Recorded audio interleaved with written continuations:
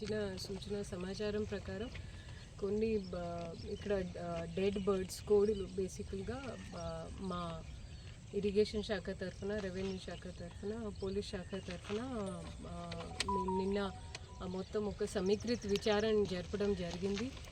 దీంట్లో భాగంగా ఒక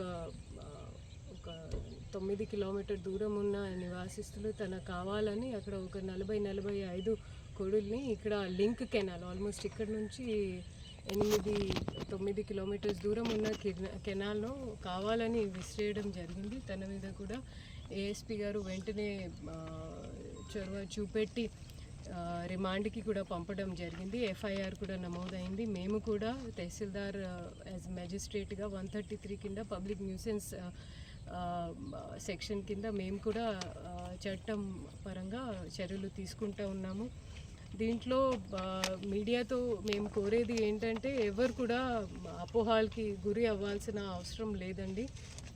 యాక్చువల్గా ఈ విషయం మొన్న రాత్రి మా దృష్టికి రాగానే మేము ఇక్కడ ఒక మల్టీ డిసిప్లినరీ టీం ఏర్పాటు చేయడం జరిగింది. ఇరిగేషన్, పోలీస్, రెవెన్యూ, తర్వాత వెటర్నరీ, జలమండలి హైదరాబాద్ మెట్రోపాలిటన్ బోర్డ్ తరఫున కూడా వాళ్ళు నిన్నటి నుంచి ఇక్కడ ఒక ప్రత్యేక టీంని కేటాయించడం జరిగింది.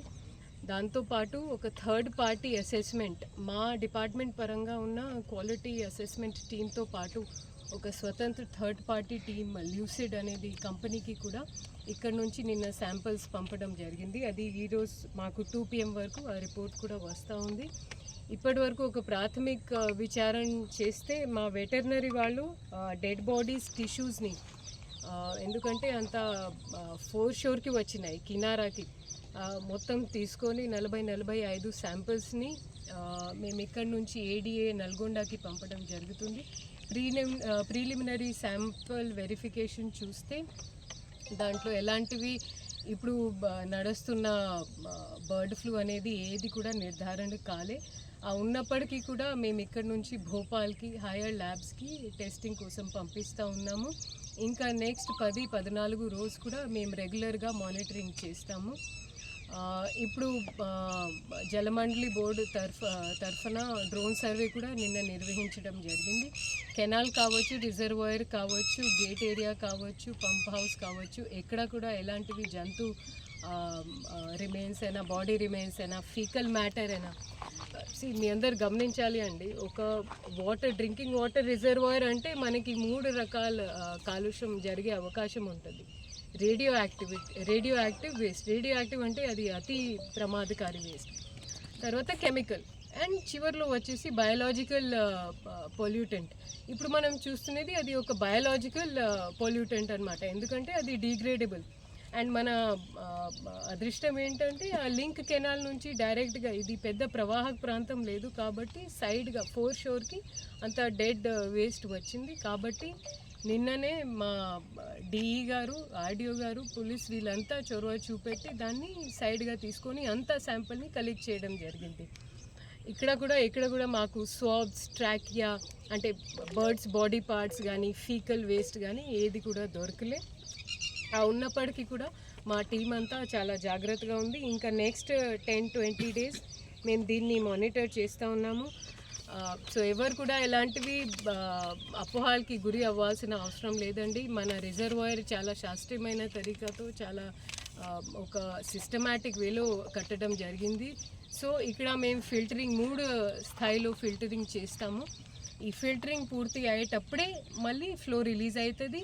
సో ఈ మధ్య మన రిజర్వాయర్లో, మన పైప్ లైన్స్లో అయినా, ఎక్కడైనా కెనాల్స్లో అయినా 20 రోజుకి మనకి బ్యాలెన్స్ ఉంటుంది. సో ఇక్కడ కూడా వాటర్ సరఫరా కూడా అది దాంట్లో ఇబ్బంది రాకుండా ఉంటుంది.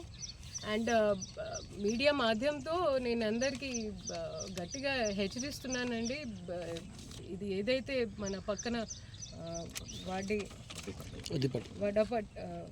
వడ్డిపట్ల ఊర్లో ఏదైతే దుస్సాహస్ బదమాషి చేయడం జరిగింది అస్సలు తట్టుకునే ప్రసక్తే లేదండి.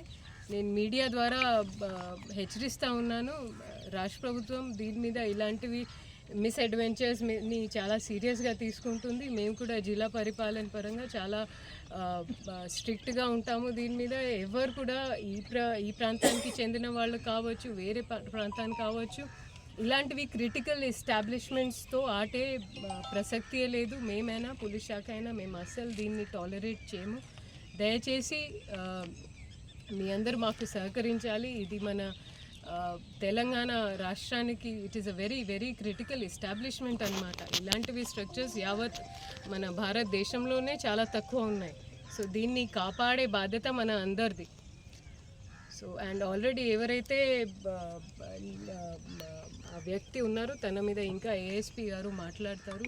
ఎస్పీ సార్ కూడా టచ్లో ఉన్నారు. వెంటనే వీళ్ళంతా మా 4-5 డిపార్ట్మెంట్స్ వాళ్ళు వెంటనే ఈ రంగంకి దిగి చాలా సరిగా చాలా శాస్త్రీయమైన తరీకాతో విచారణ చేశారు. దీంట్లో ఎవరికి కూడా ఏది అపోహాలు నమ్మాల్సిన అవసరం లేదు.